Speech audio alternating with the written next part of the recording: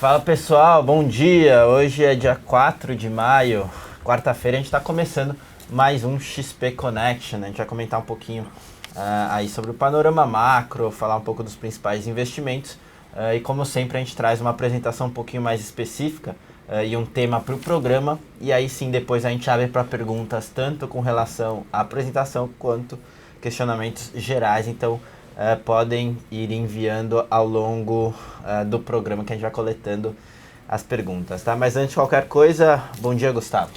Dia Kim, bom dia a todos. Pois é, a gente preparou mais uma apresentação hoje a respeito sobre a maior economia do mundo, Estados Unidos.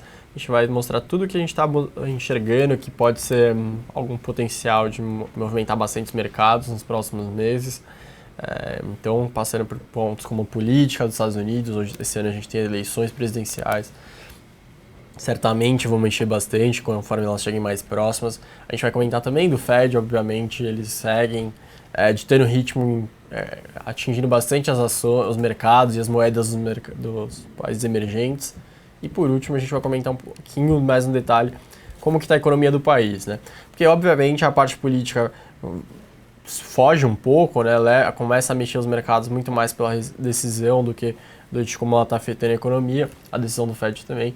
Mas aí a gente vai comentar no final um pouquinho do que a gente está percebendo, né, na economia deles, para passar com um pouquinho mais de clareza para vocês. Mas, obviamente, mandem perguntas não só da apresentação, mas de diversas do que quiserem falar de macroeconomia, de política, a gente vai tentar deixar mais claro para vocês. Beleza, pessoal, se vocês puderem dar um feedback aqui no chat se tá tudo ok com som e áudio, né? E imagem, exatamente, e vem bem a calhar essa questão dos Estados Unidos, porque recentemente a gente teve algumas informações com relação a dirigentes do Fed, etc. Isso aí tem mexido ali ativos como dólar aqui ou moedas ao redor do mundo e também bolsas, tá? Então, pessoal, acho que é legal a gente colocar num contexto, e aí o Gustavo vai falar muito mais no detalhe sobre a questão do Fed e a economia real lá, que tem mostrado alguns dados relativamente animadores, apesar do ADP hoje, que não foi tudo aquilo. Enfim, o Gustavo vai entrar mais no detalhe. Então a gente pode ir para a apresentação, Gustavo. Enquanto isso, o pessoal já vai enviando as perguntas, a gente vai coletando aqui. Certo, então a apresentação na tela. A gente começa com a parte política. Hoje, para quem não sabe, ficou praticamente certo que o candidato do Partido Republicano deve ser o Donald Trump mesmo. O Partido Democrata já está tá praticamente certo desde o começo que vai ser a Hillary Clinton. Então a gente começa a traçar um pouco mais o cenário com o chamado risco Trump, né? Os mercados já estão cada vez mais atentos a isso. No ano passado, aqui a gente tem uma tabela ou um gráfico que mostra um possível confronto entre a Clinton, a Hillary em azul e o Trump em vermelho. E aqui embaixo mostra a diferença percentual entre os que votariam na Hillary e os que votariam no Trump. E a gente vai vendo que isso foi estreitando um pouco com o tempo, justamente porque aquelas pessoas que acreditavam que o Trump seria candidato, que ele conseguiria atingir o número de delegados necessários para conseguir a candidatura, ela foi aumentando cada vez mais. Então o Trump foi se aproximando, conforme foram chegando as votações, as primárias. Isso foi aumentando com o Trump conseguindo nas urnas um resultado bem melhor do que o imaginado. Então, se no ano passado o Trump anunciando sua candidatura era motivo de chacota, esse ano ele assustou bastante e está praticamente a ponto de conseguir sua candidatura oficial. Hoje o Ted Cruz, o senador da Flórida, ele anunciou que saiu da disputa eleitoral. Então agora o Trump só tem mais um oponente, mas que também já está praticamente certo que o Trump vai conseguir sim ser o candidato. Hoje, a pesquisa de 3 de maio aponta que a Hillary ainda tem uma diferença de 6 pontos para frente do Trump. Ela segue como como favorita a ganhar as eleições, e em todos os cenários ela sempre foi assim.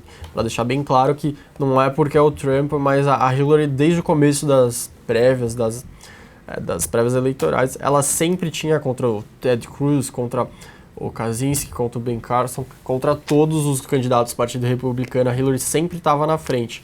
Mas, de qualquer forma, por que a gente destaca que isso ainda vai ser algo bem relevante? Por que esse risco Trump ainda é maior? Primeiro porque a Hillary ela não é uma candidata extremamente querida. Ela não tem esse favoritismo. Além dela, ela tem o favoritismo por ser da base, por tudo que está acontecendo, mas ela não é uma candidata muito afável, ela não vai ter essa facilidade, ela tem muita rejeição, principalmente por conta daqueles eleitores independentes que não se declaram nem do Partido Democrata, nem do Partido Republicano, e isso o Trump ele pode conseguir para si, ele pode crescer ainda mais nesses eleitores. E segundo que a disputa ela vai ser mais apertada, porque o Trump, ele sempre quando perguntavam, eles sempre achavam que iam ter algum jeito, o Partido Republicano ia ter alguma manobra de última hora para tentar afastar a possibilidade do Donald Trump ser o seu candidato. Mas, conforme foram passando os meses, a gente foi vendo que não, que o Trump foi ganhando mais simpatia, mais delegados que são os necessários para são o que conta mesmo para ele conseguir sua eleição. E isso agora traça um cenário que realmente a gente deve ter quase certeza que vão ser essa disputa Hillary contra Trump. Outro ponto que a gente tem que destacar é que com o Trump sendo candidato, ele influencia bastante no que a Hillary vai ter que propor, no que ela vai ter que traçar como suas medidas. Ela já tem uma posição um pouco mais protecionista comparada ao que o Obama tem atualmente, então ela, por exemplo, ela não é a favor do tratado de livre comércio entre a Europa e os Estados Unidos, ela é contra isso. E agora, com o Trump mais protecionista ainda, falando de diversas medidas contra imigrantes, contra tratados, mexendo bastante em como está atualmente os tratados, isso deve impactar ainda mais no discurso da Hillary. Na parte política, e ainda a gente também não vai, acho que não cabe ainda falar quais são as medidas que um ou que o outro tem para a economia, acho que mais tarde a gente pode comentar sobre isso, mas só para passar por cima, a Hillary, por exemplo, ela defende um aumento no salário mínimo e o Trump, ele já é bem mais no sentido de protecionismo, ele, por exemplo, ele também bate muito no Fed, ele acha que o Fed já deveria estar com uma taxa de juros bem mais alta, ele acha que eles não estão subindo justamente para favorecer as condições da economia, para o Partido Democrata se manter no poder. Aqui a gente tem a parte do Fed. Obviamente, se a parte política vai ascender nas discussões, vai movimentar mercados muito para a parte do segundo semestre, muito mais próximo das eleições, em outubro, novembro, o Fed ele segue vivo, ele segue movimentando os mercados, impactando muitos mercados emergentes. Agora, em junho e julho, ele tem reuniões muito importantes que certamente ainda devem impactar muitos mercados. Nesse ano de 2016, a gente tem um Fed mais para o sentido hawkish, ou seja, para o sentido que defende um pouco mais de uma mão mais firme na hora de lidar com os juros para evitar uma inflação mais alta, mesmo que isso signifique um mercado de trabalho menos forte do que com uma taxa de juros menor, mas ainda segue mais para o lado dovish, que é exatamente o oposto do que esse lado hawkish, então um lado bem mais preocupado com o mercado de trabalho, disposto a ter uma inflação um pouco maior. O que mudou é que de 2015 para 2016, os membros do Fed caminharam mais para essa ponta, a ponta do hawkish. Mas de qualquer forma, ainda no geral, eles são um Fed que tolera mais, está disposto a tolerar mais uma inflação, mesmo, e o que puxa mais para menos elevações na taxa de juros. Nas projeções oficiais, que são esse gráfico com a linha vermelha mais escuro, e na projeção do mercado, que seria essa mais bege, essa vermelha mais clara, ainda contam com, tanto a oficial quanto a do mercado, contam com elevação na taxa de juros em 2016. A diferença é que a projeção do mercado segue em torno de só uma elevação na taxa de juros ao longo do ano e provavelmente mais para o final do ano, mais para dezembro, segundo as probabilidades que o mercado dá para esse evento. E na questão do Fed, na projeção oficial, que é feita baseada em uma média, os dirigentes do Fed colocam, isso caminha para 2 elevações ao longo do ano. Então, se no ano passado, em 2015, a gente teve uma elevação em dezembro, esse ano o Fed, os dirigentes, eles, no geral, a média deles acredita que esse ano eles devem subir mais de uma vez eles não especificam quando subir isso, e esse é o grande problema, essa é a grande discussão, mas eles ainda continuam acreditando em 2.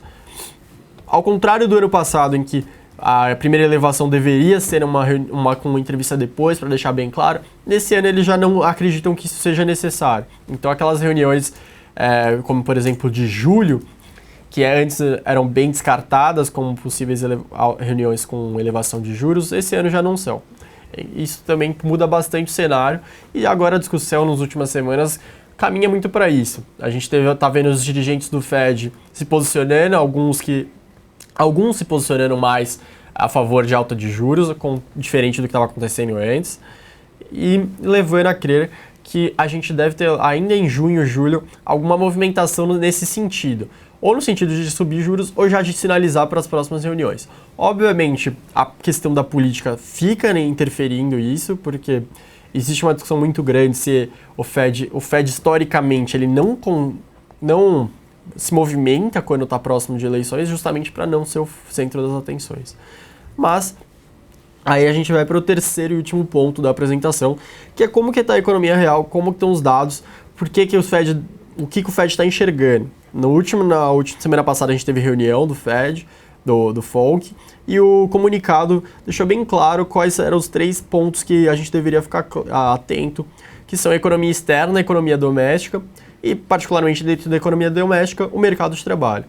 Dos 3 pontos, 2 eles se colocaram positivos. A economia externa, para os dirigentes do Fed, ela está levantando menos preocupações do que estava no começo do ano, então eles já não estão considerando isso como um fator para evitar uma elevação de juros em breve. Na parte do mercado de trabalho, que aí a gente vai entrar aqui um pouquinho mais no detalhe, o ponto foi positivo. Então aqui a gente tem um gráfico que mostra aquela porcentagem da população que não está na faixa de trabalho. Ano passado a gente teve um dado bem interessante, foi aqui basicamente em setembro de 2015, que a gente atingiu a participação no mercado de trabalho de 62%. É a menor taxa de participação na força de trabalho desde 1977. Isso levantou muitos ânimos, muito a discussão sobre quanto que realmente o mercado de trabalho estava sendo aquecido ou não. Agora a gente começa a ver um pouco mais aqui a apresentação do porquê aconteceu isso. Então, nos últimos anos, muita parte da população, por uma questão mais demográfica, aquela geração baby boom, ela já começou a se aposentar e era uma geração muito grande. Então, estatisticamente, na parte demográfica, isso justifica o porquê que muita parte da população estava saindo da força de trabalho, mas também a gente tem os efeitos da recessão. Então, boa parte da população realmente poderia se inserir no mercado de trabalho, mas não via condições, não via porquê, não se justificava a entrada deles no mercado de trabalho, visto que existiam poucas ofertas de emprego e as ofertas não eram tão boas. Isso começou a mudar ao longo do ano passado e agora principalmente nesse ano, com uma criação média em cerca de mais de 200 mil postos de trabalho por mês. A gente teve agora em março 215. E a taxa de desemprego se estabilizando em cerca de 5%, o que está quase próximo do que o Fed considera a taxa ideal, aquela próxima ao pleno emprego, que é idealizada, que todo banqueiro central gostaria que atingisse a economia quando ele tem esse mandato também. E a taxa e a participação de força de trabalho, como vocês podem ver, aqui não é essa mais especificamente, mas também dá para refletir que ela voltou a subir, já atingiu 63%. Por último, a gente tem a parte da inflação, que é outro ponto que o Fed fica sempre atento. A gente trouxe aqui o core da inflação, do PCI, que mostra aquela parte dos preços que não são influenciados por choques sazonais. Muito preços de alimentos são assim, preços de commodities no geral. Então, energia, eles tiram tudo isso para mostrar. Uma boa parte de economistas defende que esse seria o ideal na hora de guiar a sua economia, olhar não para a inflação como um todo, mas naquela que não está sujeita a choques. E a inflação começou a dar uma reação agora no final de 2015 e no começo de 2017. A meta de inflação é de 2%, e ela chegou a atingir até 1,7%, que foi uma notícia muito boa, muito bem recebida pelos mercados, visto que o Fed realmente estava entregando resultado, e boa parte dos dirigentes usou essa informação muito em discursos. Para quem acompanha os discursos de membros do Fed, eles repetiram exaustivamente essa informação de que o Fed já estava atingindo no core, no núcleo da inflação, mais de 1,7%, então eles já estão aproximando de 2%. Agora eles voltaram um pouquinho para 1,6%, obviamente isso é algo a se acompanhar, mas se o Fed se baseia na inflação e no mercado de trabalho, o mercado de trabalho ele segue apresentando um desempenho relativamente bom. Hoje a gente teve um dado ruim do ADP, mas eles seguem criando mais de 200 mil empregos por mês e a taxa de emprego segue estável em 5%. E a inflação ela voltou a dar sinais positivos. Ainda está longe de ser o que eles gostariam. Existe o debate porque aí a gente voltaria nessa parte. Essa ala Dovish aceita uma inflação um pouco maior do que a meta de 2%, enquanto esses membros daqui, se vocês acompanham os discursos, eles vão falar que não, que já tem que subir juros, justamente porque a inflação já está se aproximando dos 2%, então não tem, se você demorar muito, ela vai não só chegar em 2%, mas vai passar muito além do que eles desejavam. A gente pode voltar agora para cá. Se alguém tiver algum ponto, a gente volta na apresentação. Mas então seria esses 3 pontos que ficaram bem destaque no último comunicado. A economia doméstica não está tão bem para eles, ainda teve uma fraqueza agora no começo do ano, muito por conta de preço de energia. A economia externa já começou a dar, já não é mais tão debatida dentro deles, e a parte de mercado de trabalho segue positiva para o Fed. Boa. Eu acho que é legal passar para o pessoal qual que é a sua expectativa com relação à expectativa, enfim, da XP. E mais, pode ser mais qualitativo, né? A gente sabe que vai ter as eleições lá, mas com essa questão de juros lá fora, né? Porque, assim, é muito importante para a gente, mercados emergentes, enfim, mercados globais como um todo, entender qual que é a visão do Fed com relação ao aumento de juros, porque isso aí vai impactar em moeda, vai impactar em ativos de risco, tanto que a gente teve alguns dirigentes discursando, defendendo uma alta um pouco antes do que o mercado imaginava e já refletiu isso em moeda. Então, o que você está esperando ali? Todo mundo espera 2 altas, né? Você já estava comentando antes do programa que talvez fique bem mais para o final do ano, enfim, mas para passar para o pessoal o que a gente está achando. Eu vou responder de 2 formas, assim. Primeiro que eu não consigo descartar que eles repitam o que eles fizeram no ano passado. Ainda é algo que para mim fica a mesma coisa. Ou seja, eles seguem falando que vão subir juros. Ano passado foi o mesmo discurso, assim. A gente sobe juros com certeza no primeiro semestre. Aí acabou o primeiro semestre, nada de subir juros, aí eles... Não, então vai ter que ser até setembro, com certeza. Também nada. Acabou sendo só dezembro. Eu não consigo descartar esse cenário, em que os membros do Fed ficam postergando a cada discurso, mas sempre falando que não tá nem que sim, nem muito para que não suba juros, nem muito para que não suba. Então, esse discurso ainda não consigo te tirar da mente. Mas eu ainda acho que, pro que eu tô vendo, tem muitos dirigentes que já estão indo mais para um cenário de subir juros, já estão defendendo isso com mais garras do que estava no passado. Também conta que tem a votação não está sendo unânime, já tem uma dirigente que vota pela alta de juros desde a penúltima reunião. E isso já é uma sinalização clara de que eles estão mudando a cabeça. Outro dirigente na semana passada já falou que vai mudar seu voto já provavelmente na próxima reunião, mas obviamente eles têm que ou a Yellen decide sozinha ou eles conseguem maioria e o que influenciaria mais. O que a gente sempre aponta aqui. Ficar atento a falar da Yellen, que é no final a voz final, e do vice o Stanley Fischer, que é um dos quem mais influencia sobre os demais membros. Pra gente, o cenário de dezembro, da reunião de dezembro, é muito, como eu diria, conveniente para subir a taxa de juros, porque seria o mês, a reunião, com menos fatos assim, geopolíticos, econômicos, para interferir na decisão. E agora, indo mais para uma reunião mais perto, a de julho parece ser interessante. Então eles poderiam usar a reunião a próxima de junho para sinalizar que vão subir em julho, dar um discurso extremamente mais hawkish, falando que as condições estão muito bem, que a economia está se recuperando muito além do esperado, que lá fora não está gerando problemas. Então trazer um comunicado muito otimista com a economia Isso já faria com que os mercados se reposicionassem rapidamente, e aí julho eles subiriam. Porque depois, as reuniões depois ficariam muito envolvidas com eleições que, como a gente mostrou aqui, prometem ser bem críticas, mexer muito no mercado. Não sei se eles vão querer realmente se envolver com isso, se envolver nessa época.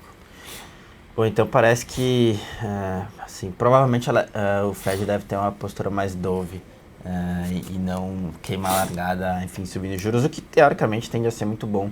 E é o que a gente comenta bastante, que é esse cenário externo muito benéfico aqui para o nosso cenário, né? Enquanto aqui dentro a política tem ditado o ritmo, lá fora não tem atrapalhado. Então, China está desacelerando, ok, todo mundo sabe, mas nada muito crítico também. O Fed postergando um pouco o aumento de juros, isso aí, querendo ou não, você gera liquidez ali, principalmente para ativos de risco ali e muita gente olhando emergentes. Então, a gente acaba, de certa forma, se beneficiando. Com relação a isso, então, se o cenário externo continuar desse jeito, a gente pode entender que é benéfico. Então, um cenário positivo adicional aqui com relação à política tende a ter um fluxo forte. É o que a gente tem visto para a Bolsa, dólar, enfim, e juros, tá? A gente já tem comentado bastante sobre isso ao longo dos programas. Mas eu vou ir aqui direto para as perguntas. O Bicudo está perguntando se tem uma resistência no petróleo nos $50. Acho que é legal comentar do petróleo no geral, não só esses movimentos de curtíssimo prazo. Hoje a gente teve dados de estoque, tanto de gasolina como de petróleo mesmo, aumentando bastante, bem acima das expectativas. Até então o petróleo subia, depois a gente teve que vir para cá, mas o resultado foi bem acima do esperado em termos de estoque, o que teoricamente tende a pressionar preço. Agora, falando do preço do petróleo em si, o que a gente tem visto, né, que tem sido um pouco driver dessa questão do preço é aquela reunião que todo mundo esperava ali, o congelamento dos principais produtores da OPEP congelarem a produção, que não deu certo. Na verdade, todo mundo falava, esperava, mas assim, de acordo com os discursos, a gente já via a Arábia Saudita falando, só vou congelar se o Irã congelar, mas o Irã falou que a gente acabaram de terminar com as sanções e iam aumentar a produção. É óbvio que eles não vão congelar num patamar baixo, senão não faria nenhum sentido todos os acordos que eles fizeram. Então, de novo, a Arábia Saudita, enfim, os principais produtores da OPEP tendem a continuar, mesmo que congelem produção, que a gente ainda acha que não está muito claro. São níveis altíssimos, né, de produção ali. O Iraque recentemente batendo recorde de produção. Então isso aí pra gente ainda deve pressionar preço. O que tem muita gente olhando para o curto prazo é a produção nos Estados Unidos. Eles, em termos de equipamento de perfuração e plataformas, eles estão nos níveis baixíssimos ali.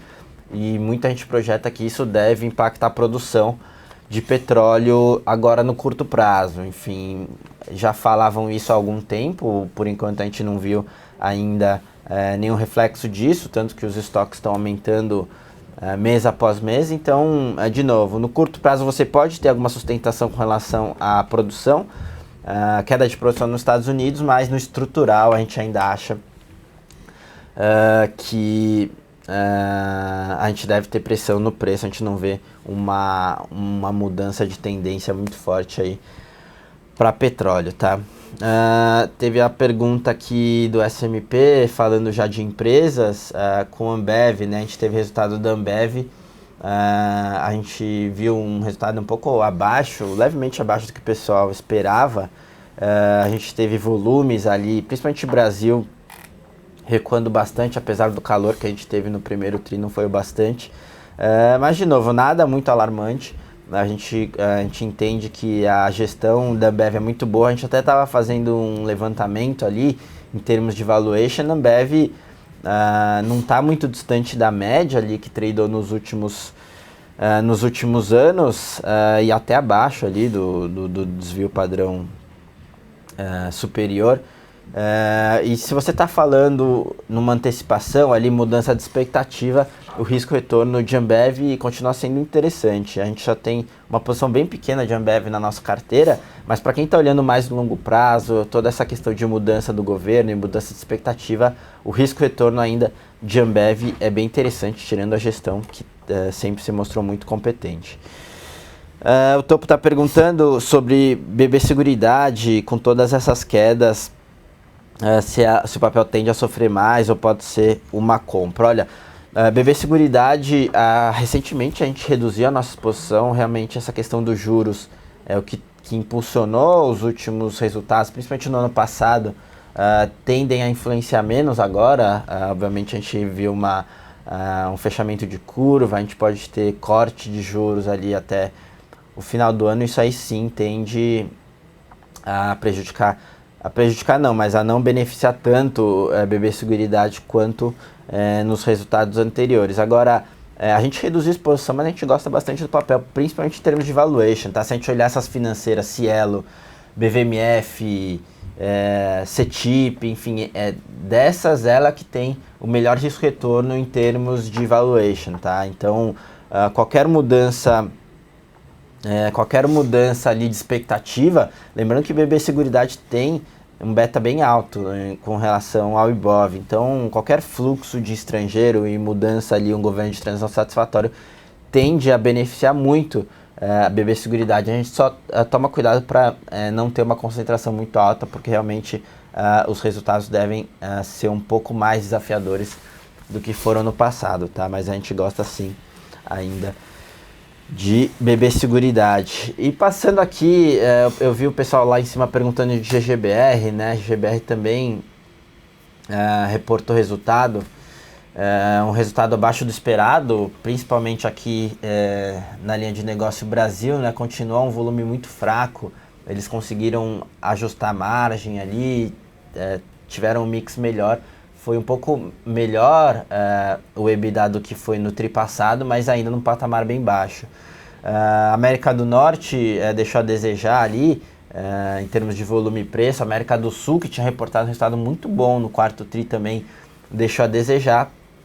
Aços especiais, você teve alguma melhora ali, principalmente nos países ex-Brasil, tá? Então, e aí quando você consolida tudo isso, o resultado foi bem cerca de 7% o EBITDA abaixo do que o mercado esperava. O endividamento continua muito alto, 4 vezes dívida líquida EBITDA, a geração de caixa muito baixa. Então a gente ainda tem um pouco de dificuldade em recomendar o setor de siderurgia, principalmente os em Minas CSN com valuation assim, não faz nenhum sentido. Se tivesse que escolher uma, a GGBR seria a candidata, porque ela tem ali um fluxo de caixa melhor, um endividamento talvez um pouquinho mais controlado, e em termos de valor está bem melhor do que as demais. Então uma menos pior ali com certeza fica para GGBR, tá, pessoal? Acho que foi isso então. Eu não sei, o Bico tá perguntando se o chat está com problema. A gente acho que teve alguns problemas ali na página principal da Infomoney, mas a gente vai falar com o pessoal para tentar melhorar isso. Não sei se, Gustavo, você tem alguma questão adicional aí para passar para o pessoal. Falando ainda da apresentação, agora ligando um pouco com o Brasil, acho que a gente tem que ficar atento, porque conforme forem saindo as pesquisas, obviamente quando o Trump estiver ganhando espaço, diminuindo a diferença dele para a Hillary, isso vai pesar negativamente, acho que não só para o Brasil, para a maioria, acho que para o mundo inteiro, porque a postura dele bem radical vai ser com certeza tida como a pior pelo mercado, e o mercado vai tomar a posição da Hillary, acho que está bem claro isso, até porque ela é a situação, né, então ela praticamente, obviamente ela é bem diferente do Obama. Mais pra frente, quando estiver mais perto das eleições, a gente vai fazer uma apresentação explicando todas as medidas que ela tem interesse, e é muito diferente. Mas ainda assim não é tão radical quanto o Trump, então não impacta tanto os outros mercados quanto impactaria esse choque que seria uma presidência com o Donald Trump. Então, acho que esse vai ser um ponto que talvez não esteja tão explorado ainda. É que quando foram começar a falar dos riscos no começo do ano, as diversas consultorias falam, né, quais são os principais riscos. Falavam muito, óbvio, o Brexit, a gente já fez a apresentação aqui, é um dos maiores riscos, sim. mas eu acho que não deram tanto peso para as eleições dos Estados Unidos, porque o Trump não tinha, como a gente mostrou aqui, não tinha tanto... Não achavam mesmo que ele chegaria a disputar as eleições. Achavam que no final o Partido Republicano ia se ajeitar, ia tirar ele ia perder força, na hora das primárias ele ia começar a perder. Ele foi ganhando, até que ele agora já está praticamente candidato. E isso foi, acho que, um dos riscos que foi desprezado no começo do ano, mas que realmente tem muito impacto. É a maior economia do mundo. Imagina a maior economia do mundo indo para a mão do Trump. Isso certamente vai mexer muito no mercado, acho que mais para final de julho, começo de setembro, até as eleições, vai pesar muito. Isso tem que ficar atento e acompanhar bem, porque isso vai pesar. Mas, por enquanto, assim, probabilidades... não são tão altas, né? Dele, não, assim... é que esse é o problema, né? Também não eram tão altas dele virar o candidato. E é isso que já começa a levantar alguns temores. A gente tem diversas... Hoje as manchetes foram bem apavoradas, assim, de quando a gente vai para aqueles sites de notícias, aí eles comentaram que tem vários estatísticos que nunca erraram, que falaram que o Trump não tinha nenhuma chance de virar candidato. E aí a segunda pergunta é... E eles também falaram que não tinha nenhuma chance da Hillary perder as eleições, independente de quem fosse. Eu ainda acho, particularmente, que ela vai acabar ganhando. Acho que ela vai ser a próxima presidente. Mas, pro mercado, vai pesar, com certeza. Vai ter um risco. Vai ter o risco vai impactar os mercados, vai derrubar bolsas, porque ele vai ganhar espaço. Tenho certeza ninguém tem. Mas eu acho que é um ponto a se acompanhar de perto, com certeza, são as eleições na maior economia do mundo. Beleza, para finalizar aqui, o pessoal perguntando, né, de GBR, que realmente o resultado foi abaixo do esperado, mas as ações subindo, na verdade, quando abriu, refletindo só resultado, ela estava caindo, assim como as demais. O que eu consigo tirar disso, e até tentando elencar alguns motivos aqui, tiveram algumas casas que deram upgrade no rating, né? Deram outperform em GGBR, não por conta do resultado atual, mas olhando para frente, né? A gente tem ali, principalmente no relativo, quando você olha a CSN e os Minas, GGBR, assim, tá numa situação mais confortável, ela tem um fluxo de caixa melhor, em termos de valor está muito abaixo, então talvez você tenha uma convergência daqueles investidores que querem se alocar em siderurgia, vendo uma mudança de expectativa, então começa todo mundo a se direcionar para a GBR, porque não tem como realmente entrar em Uzi Minas e CSN com todos os problemas que a gente já conhece, principalmente valuation. Então começa a direcionar tudo para a GBR, que tem um endividamento alto, é verdade, o resultado foi abaixo do esperado, mas todo mundo esperando ao longo do ano um CAPEX menor, isso aí tende a beneficiar um pouco o fluxo de caixa, então tentando achar ali algum ponto de apoio para defender esse investimento em GBR. De novo, a gente não recomenda exposição ao setor de siderurgia, mas se a menos pior, de fato, assim, de longe, principalmente em termos de valuation, é GGBR, tá, pessoal? Bom, então por hoje é isso. Obrigado aí pela presença de todos, espero que vocês tenham gostado da apresentação. E a gente se vê ali no próximo XP Connection e ao longo aqui da programação da InfoMoney, tá, pessoal? Obrigado, valeu, Gustavo. Obrigado, Kim, obrigado a todos. Pois é, a gente se vê nos diversos programas diários aqui da InfoMoney, da XP na InfoMoney. E semana que vem a gente traz uma nova apresentação para vocês, possivelmente com determinação já se a gente vai ter um governo Temer ou não, né? Então até mais, pessoal. Valeu, pessoal.